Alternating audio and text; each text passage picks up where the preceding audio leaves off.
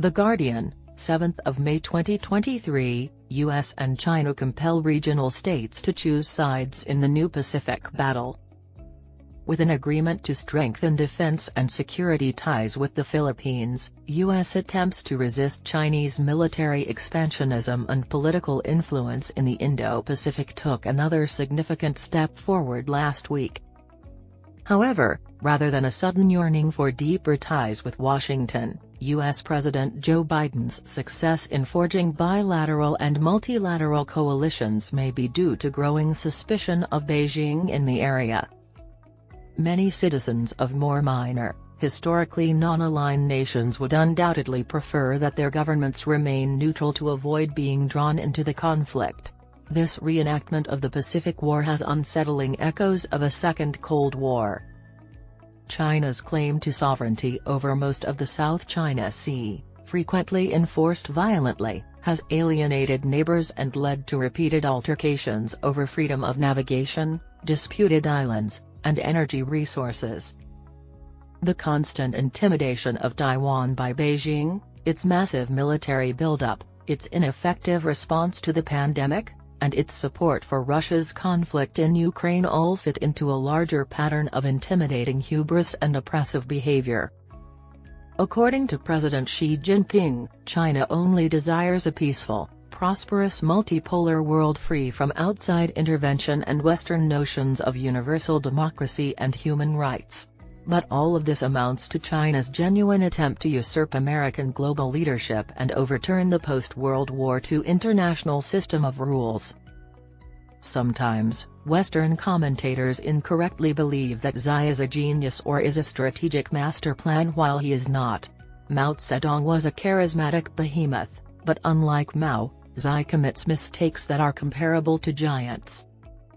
His initiatives increased Communist Party control over privately owned firms, aggravating China's recent economic crisis. He also created misguided COVID lockdowns and a housing market debt crisis. Fundamentally, Xi is just another gullible, opportunistic, and power-obsessed politician. Securitization, his new catchphrase, primarily intends to sustain his and the party's undisputed rule. One of Xi's worst diplomatic gaffes was his Wolf Warrior attack. These aggressively and occasionally physically abusive envoys, who he tasked with showcasing China's fighting spirit to the world, have seriously harmed the country's reputation. After meeting with Biden in Bali in the fall of last year, Xi tried to control his belligerent envoys and adopt a less combative stance with the West. He was concerned about the slowing economy, trade tensions, and internal discontent. However, wolf fighters, notably Qin Gang, the new foreign minister, are still using force 6 months later. One example is the offensive remarks made by China's envoy to Manila, who seemed to threaten Filipino workers' security in Taiwan. The resulting outcry increased popular support for the White House deal with Ferdinand Marcos, the president of the Philippines, last week, which confirmed U.S. access to 4 military bases. Marcos has tried to balance his interactions with the 2 older youngsters in the neighborhood. He paid Beijing a visit in January. The Philippines' largest trading partner is China. However, Chinese intimidation, exemplified by the harassment of Philippines Coast Guard vessels, may be tipping the scales in Manila and Indonesia, Vietnam, Singapore, and other neighbors worried about being squeezed by superpower competition. U.S. authorities say they are pushing at an open door in the area. U.S. Secretary of State Antony Blinken courted Vietnamese leaders in April to gain the upper hand. Meanwhile, Biden travels to Australia for a conference of the Quad, which includes India and Japan and seeks to limit Chinese influence, and Hiroshima for a G7 summit this month. U.S. military cooperation with Australia is expanding through the new AUKUS deal and improved base sharing. Already a close ally, Japan is increasing its defense spending. Biden just extended U.S. guarantees for South Korea's nuclear security.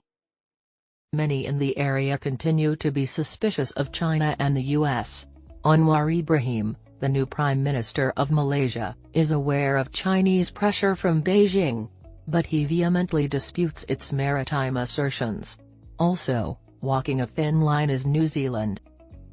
Given his commitment to advancing democracy worldwide, Biden faces unique difficulties as the U.S. scrambles to enlist regional friends as part of its global decoupling from China, which is intensifying. Narendra Modi, the President of India. Vietnam's one-party system is no democratic model. Thailand's hold on democracy is tenuous as it prepares for crucial elections on May 14. It has already been demolished by generals supported by China in Myanmar. However, the nations of the Indo-Pacific are aware that U.S. policy is not ultimately driven by idealism or benevolence. Like any significant power, Washington strives to protect its interests and maintain its dominance in the world.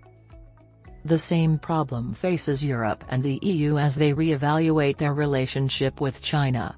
Emmanuel Macron of France argues for more independence from the US and a conciliation, non-judgmental stance.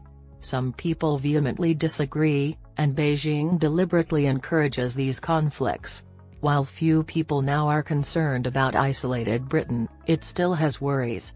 China most certainly doesn't, as evidenced by their selection of a coronation representative. Ukraine skews the conversation. Even if it angers Beijing, many Europeans are keen to have the US on their side as the fight continues. Their deepest fear is that if Donald Trump is re-elected, the US will withdraw, and Europe won't be able to stand up to Russia. In any case, Biden can rely on the fumbling, less than omnipotent Xi to further American interests in a closer union of Europe and Asia by unnecessarily upsetting, intimidating, and alienating other nations. Consider Liu She, China's wolf warrior envoy in Paris, who recently made the offensive claim that the former Soviet republics are not independent, sovereign states. It was a foolish own goal. Beijing muttered its distancing from Liu but made no excuses. The incident teaches a valuable lesson. If future Chinese global leadership means this, China will become the new international enemy.